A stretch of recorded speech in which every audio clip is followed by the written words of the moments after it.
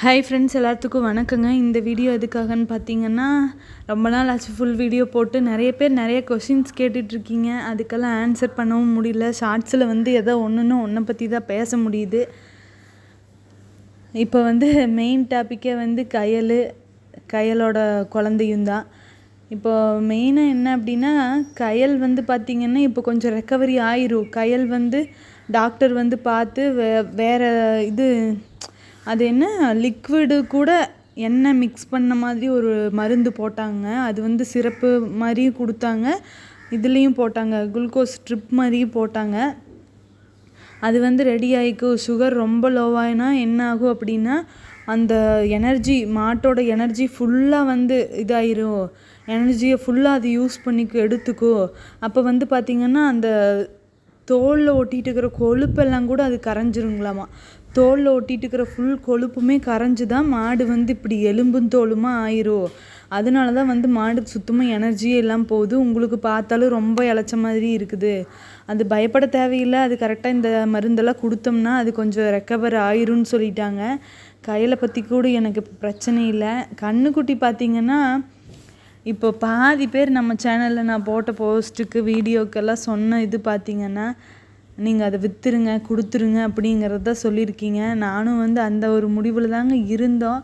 ஆனால் ஒரே ஒரு இது, நம்ம எப்போவுமே அந்த முருகன்கிட்ட ஒரு இது கேட்போம். சரி, செவ்வாய்க்கிழமை வேறு பிறந்தது கரெக்டாக, நம்மளுக்கு ஏதோ ஒரு நல்லது நடக்குமோ, அட்லீஸ்ட் வெயிட் பண்ணி பார்க்கலாமா.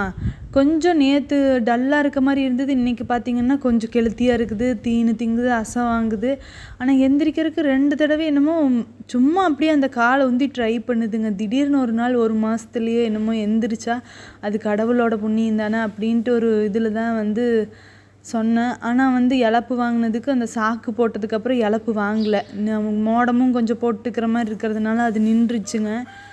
இனி கேட்டு பார்த்துட்டு அப்புறம் நம்ம என்ன டிசைட் பண்ணலாம். இன்னொரு பெரிய டாக்டர் ஒருத்தவங்க இருக்காங்க, அவங்க வரட்டும்னு சொல்லியிருக்காங்க.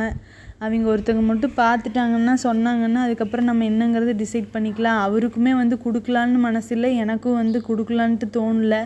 ஏன்னா கயல் கெடாரி கண்ணுங்கிறத விட்டுருங்க, இது காலக்கண்ணோ கெடாரி கண்ணோ. ஆனால் கயல் அவ்வளோ கஷ்டப்பட்டு இது கையை விட்டு எடுத்து அது எவ்வளோ சிரமப்பட்டிருக்கும். கொஞ்சம் நம்மளால் முடிஞ்ச சப்போர்ட் அதுக்கு பண்ணலாம். ஏதோ எல்லாரும் சொல்கிறதையுமே நான் பண்ணிட்டு தான் இருக்கிறேன். சப்போட்டா பிஞ்சு கொடுக்க சொன்னாங்க, அது குடிக்கவே இல்லைங்க. அது எப்படியோ ட்ரை பண்ணி அது இது பண்ணிடணும்னு அதுவும் பண்ணியிருக்கு. ஸ்கை ஃபார்மிங்கில் ஒரு இது சொன்னாங்க. அதுக்கு நான் டாக்டர்கிட்ட கேட்டதுக்கு அவங்க என்ன சொன்னாங்க அப்படின்னா, ரீசன் இப்போ ஒரு மாட்டுக்கு நம்ம இந்த இன்ஜெக்ஷன் ட்ரை பண்ணுறோம் அப்படின்னா அடுத்தது சஜஸ்ட் பண்ணுவோம், நம்ம இது போட்டால் நல்லாகும் இந்த ப்ராப்ளம்க்கு அப்படின்னு. பட் ஆனால் அதுவே ரீசன் கிடையாது. ஒவ்வொரு மாட்டுக்கு தான் இது ஏற்றுக்கும், ஒவ்வொரு மாட்டுக்கு ஏற்றுக்காது அப்படின்னு சொன்னாங்க. அதனால் இதுக்கு என்ன இருக்குது அப்படிங்கிறது பிரச்சனை தெரியல. நாமக்கல் கூட்டிகிட்டு போனாலும் அங்கெல்லாம் ஸ்கேன் ப்ராசஸ் இப்போ கிடையாது. கண்டிப்பாக நாங்கள் கொடுக்குற சிறப்பே தான் அங்கேயும் கொடுப்பாங்க. கூட்டிகிட்டு போகிறதே வேஸ்ட்டுன்னு தான் சொல்கிறாங்க. இங்கே ஒரு 4 டாக்டர் பார்த்துட்டாங்க கண்ணுக்குட்டியை. அதனால் வச்சு பாருங்கள்.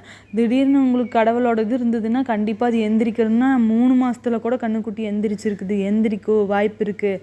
இல்லை அப்படின்னா கொடுத்துருங்க அப்படின்னாங்க. சரி, நம்ம இன்னொரு கொஞ்சம் வெயிட் பண்ணலாம் அப்படின்ட்டு தாங்க யோசனை. பார்க்கலாம். இந்த வாரத்தில் ஏதாவது ஒரு முடிவெடுத்து கண்டிப்பாக அதை பண்ணிடணும். அதுக்குன்னு அதுவும் சிரமப்படக்கூடாது. அதுக்கும் நம்ம ரொம்ப சிரமத்தை கொடுக்கக்கூடாது. வாயில்லா ஜீவன், அதெல்லாம் பாவம். அதனால் எது சரியான ஒரு இது இருக்குதோ அதுக்கு சோர்ஸ் தெரிஞ்சுட்டு கண்டிப்பாக ஒரு டெசிஷன் எடுத்துடலாம் அப்படின்னு தான் இருக்கிறோம். அப்புறம் நிறைய பேர் நம்மளுக்கு சப்போர்ட் பண்ணுறீங்க. பட் ஆனால் கொஞ்சம் பேர் எனக்காக தான் சொல்கிறீங்க, நீங்கள் ரொம்ப கஷ்டப்படுறீங்க, எல்லா மாட்டையும் விற்றுருங்க, ஜெர்சி வாங்கிடுங்க, பொள்ளாச்சி மாடு வளர்த்தா கொஞ்சம் யூஸ்ஃபுல்லாக இருக்கும் அப்படின்னு. இந்த மாட்டு பண்ணையில் தாங்க மொத்த உயிருமே இருக்குது. அதையெல்லாம் விற்றுட்டா அவ்வளோதான். எப்படியாவது அதுகளெல்லாம் ரெடி பண்ணிடணும். இப்போ நம்ம விற்கிறோம், ஒரு மாடு விற்கிறோம், வேறு வாங்குகிறோம் அப்படிங்கிறது வேறு. ஆனால் ஒவ்வொரு மாடு நம்மக்கிட்ட இருந்து போகும்போது சென்டிமெண்டெல்லாம் நம்ம இது அதுக்காக தான் வாங்கினோம், இது எதுக்கு வச்சுருந்தோம் அப்படிங்கிற ரீசனில் யோசித்து பார்க்குறப்போ நம்மளை இவ்வளோ தூரம் கொண்டு வந்ததே அந்த மாடுக்கு தான். அதுகளெல்லாம் விடக்கூடாது. நம்ம எவ்வளோ சப்போர்ட் பண்ண முடியுமோ நம்ம அதை கம்ஃபர்டபுளாக வச்சுக்கிற மாதிரி வச்சுக்கிட்டோம்னாலே அது ரெடி ஆயிரும் அப்படிங்கிற ஒரு இது தான். எவ்வளோ பால் கொடுத்துருக்குது, எவ்வளோ நம்மளை வாழ வச்சுருக்குது. அதை இது பண்ணக்கூடாது. ஜெஸ்ஸி வளர்க்க சொல்கிறீங்க, அது கரெக்டு தான், இல்லைன்னு சொல்லலை. உங்களை மேலே நான் யார் மேலேயும் தப்பே சொல்லலை. என்னோடய கம்ஃபர்டபுளுக்காக தான் நீங்கள் சொல்கிறீங்க. பட் ஆனால் இப்போ வந்து இதெல்லாம் வாங்கியாச்சே, நம்ம வந்து இது பிளான் பண்ணி மாட்டு பண்ணையை டெவலப் பண்ணணுன்னு இதை வாங்கினது. இது அப்படியே நம்ம விற்று விட முடியாது இல்லைங்களா?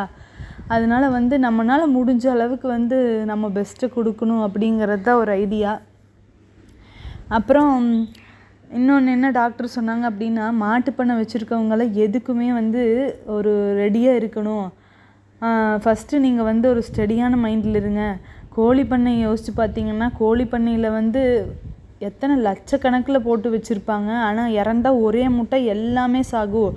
மறுபடியும் அந்த வைரஸ் எல்லாம் க்ளீன் பண்ணி எல்லாம் போய் மறுபடியும் அதை ரீக்ரியேட் பண்ணுற மாதிரியே அந்த ப்ராசஸ் பண்ணணும். அவ்வளோ ஃபீடெல்லாம் போட்டு வச்சுருந்து அவங்கெல்லாம் மனதளவில் ரொம்ப நொந்து போய் தான் திருப்பி அதை ஸ்டார்ட் பண்ணுவாங்க. எதுவுமே ஒரு பிளான் இல்லாமல் யாருமே ஆரம்பிக்க மாட்டாங்க. நீங்கள் வந்து அதனால ரொம்ப டிஸ்டர்ப் ஆகாதீங்க. மாட்டு பண்ணைன்னு இருந்தால் இதெல்லாம் சாதாரண ஒரு நிகழ்வு தான், இதெல்லாம் நடக்கிறது தான். அதனால நீங்கள் உங்களை குழப்பிக்காதீங்கன்னு சொல்லி டாக்டர் வந்து எனக்கு சொல்லிட்டு போனாங்க. நம்ம ஃப்ரெண்ட்ஸ் எல்லாம் எனக்கு ரொம்ப சப்போர்ட் பண்ணுறீங்க, நீங்கள் தைரியமாக இருங்கன்னு சொல்கிறீங்க. அதுவே எனக்கு இப்போதைக்கு ரொம்ப பெரிய ஆறுதல். நீங்கள் எல்லோரும் இருக்கிறப்ப எனக்கு எந்த கவலையும் இல்லைங்க.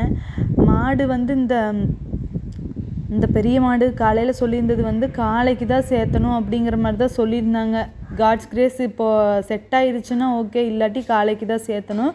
அதே மாதிரி வந்து எல்லா கண்ணுக்குட்டி எல்லாமே வந்து இப்போ கொஞ்சம் எல்லா மாடுகளுக்குமே என்ன பிரச்சனை அப்படின்னு தெரியலிங்க. தண்ணி குடிக்கிறது, தவிடு சாப்பிட்றது, மாறி மாறி ஏதாவது ஒன்று உடம்பு சரியில்லாத போயிட்டுருக்கு. நம்ம சப்ஸ்கிரைபர் ஒருத்தங்க கூட சொல்லியிருந்தாங்க, மாசாணி அம்மன் கோயிலில் போய் கயிறு வாங்கிட்டு வந்து கட்டுங்கன்னு. அதுக்கும் தாங்க நாங்கள் சொல்லி விட்ருக்கோம். இப்போதைக்கு நம்மளால் அக்கட்ட போக முடியாது, கண்ணுக்குட்டி மாடெல்லாம் இப்படி இருக்கிறதுனால. அதனால் வந்து நாம் கொஞ்சம் மனதளவுலையும் திடப்படுத்திக்கணும். மாட்டுப்பண்ணைங்கிறது நல்லா சந்தோஷமான நிகழ்வு மட்டுமே இல்லை, மாட்டுப்பண்ணைன்னு இல்லை, பொதுவாக எல்லா பிஸ்னஸ்லேயும் எல்லா வாழ்க்கையிலையுமே அதுக்கு நல்லது இருக்குன்னா அதுக்கு ஆப்போசிட்டில் அதுக்கு ஈக்குவலான கெட்டதும் இருக்குது. அதெல்லாம் ஏற்றுக்கிற ஒரு மனநிலைமை வச்சு தான் நம்ம எந்த ஒரு பிஸ்னஸுமே பண்ண வரணும். அதை நான் இப்போ தான் புரிஞ்சுக்கிட்டேன். இருந்தாலும் அந்த கண்ணுக்குட்டிக்கு நம்மளால் முடிஞ்ச சப்போர்ட் தரணும். திடீர்னு ஒருத்தவங்க வாங்கிட்டு போகிறாங்க அப்படின்னா அவங்க சும்மா தான் இனி வாங்கிட்டு போவாங்க, அது கறிக்கு தான் வாங்கிட்டு போவாங்க. அவங்க ஒரு வேளை ட்ரை பண்ணி அது எந்திரிச்சிருச்சு அப்படின்னா அது தெரிஞ்சு ஐயோ நாம் அதை பண்ணியிருந்தா அது இந்நேரம் நம்ம கூட இருந்திருக்குமேங்கிற ஒரு அங்கலாப்பு வராமையாவது இருக்குமில்லங்க. இப்போ பாருங்கள், அசை வாங்குது பாருங்கள், சாப்பிட்டு ஃபீடு எடுத்துகிட்டு இருக்குது. அதெல்லாம் பார்த்தா எனக்கு கொஞ்சம் ரொம்பவுமே குழப்புது. திடீர்னு எந்திரிச்சிருச்சுன்னா அப்போ நாமளே வச்சுக்கலாமே, அதுக்கு என்ன செலவானாலும் பரவாயில்ல, போட்டு பண்ணிக்கலாம், அதை காப்பாற்றிடலாங்கிற ஒரு இது தான் இருக்குது. இதை நான் சொன்னாலும் நிறைய பேர் சொல்லுவாங்க, இது காலக்கண்ணுக்கு சொல்லுவீங்களா, கிடாரிங்கிறனால தான் சொல்கிறீங்கன்னு.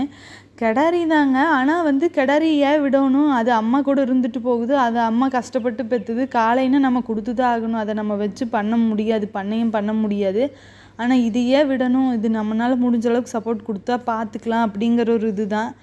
ஆனால் இதுக்கும் மேலே வந்து என்ன முடிவுங்கிறது இன்னும் இதாகலை, பார்க்கலாம். அந்த ஒரு பெரிய டாக்டர் வந்து சொல்லிட்டாங்கன்னா அதுக்கப்புறம் அதை என்ன பண்ணுறதுன்னு பார்க்கலாம். மருவு பாருங்கள், இதுக்கு வந்து ஆல்ரெடி இந்த இடத்துல நிறைய மருவு இருந்தது, கட்டி விட்டோம், அது உளுந்து மறுபடியும் அதே இடத்துலையே மருவு முளைச்சிருச்சு. ஆனால் இதுக்கு பாருங்கள், மருவு இங்கே இருந்தது, நாங்கள் கட்டி விட்டு எடுத்தோம், அது ரத்தம் வந்து புண்ணு வந்து எல்லாம் க்ளீன் பண்ணி இப்போ பாருங்கள் இங்கே இதுக்கு நல்லாயிருச்சு. இதுக்கு மருவே இல்லை, நல்லாயிருச்சு, கட்டி விட்டு உளுந்தது. இதுக்கு வந்து மருவு வந்துருச்சு. அதுக்கு வந்து அந்த தூஜா தான் ஊற்றணும். அப்புறம் மருவு பெருசாக இருந்தால் கட்டி விடுங்க. இன்றைக்கி பார்த்திங்கன்னா கோந்தாலையெல்லாம் நேரத்துலேயே வந்துருச்சு, எல்லாம் காடு முடிஞ்சுதுன்னு சொல்லிட்டு. அவ்வளோதான் ஃப்ரெண்ட்ஸ், இந்த வீடியோ உங்களுக்கு பிடிச்சிருந்ததுன்னா மறக்காமல் லைக் பண்ணுங்கள், ஷேர் பண்ணுங்கள், சப்ஸ்கிரைப் பண்ணுங்கள். மறக்காமல் எனக்கு சப்போர்ட் பண்ணுற எல்லாத்துக்குமே ரொம்ப ரொம்ப ரொம்ப நன்றிங்க.